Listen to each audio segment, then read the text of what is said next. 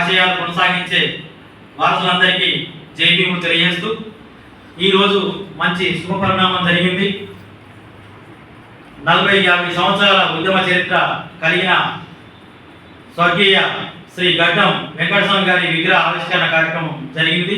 దానికి దళిత సంఘాలుగా మేమంతా చాలా హర్షిస్తున్నాం, స్వాగతిస్తున్నాం.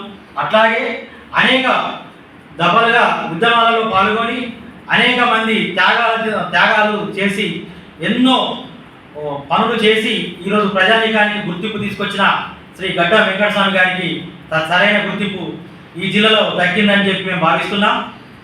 ఆయన దాదాపు 1949 ఆ రోజు 8,000 మంది పేద కుటుంబాలకు గుడిసెలు ఇచ్చాడు.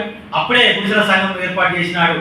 అప్పటి నుండి తెలంగాణ ఉద్యమం వరకు పోరాటాలు కొనసాగిస్తూ తెలంగాణ వచ్చినాక చనిపోయిన భీష్ముడు ఈరోజు దళిత భీష్ముడు నేల కొరికితే తన గుర్తింపు ఇంతవరకు జరగలేదు.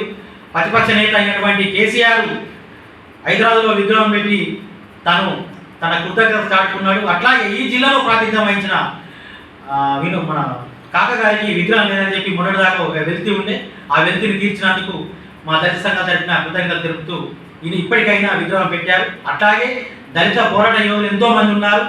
కాంచీరామ్ కానీ, బాబు జగ్జీవనరావు కానీ, జ్యోతిరాజ్ పూలే గారి విగ్రహాలు, ఛత్రపతి శివాజీ లాంటి విగ్రహాలు కూడా ఈ మంచల టౌన్లో నిలబెట్టాలని చెప్పి కోరుతూ అవి నేటి భవిష్యత్ తరాలకు ఒక మార్గదర్శకంగా ఒక దిక్సూచిగా నిలబడి అనేక పోరాటాలకు దారి చూపుతుందని చెప్పి ఆశిస్తూ ఈ విగ్రహం పెట్టినందుకు స్వాగతిస్తూ ముగిస్తుంది.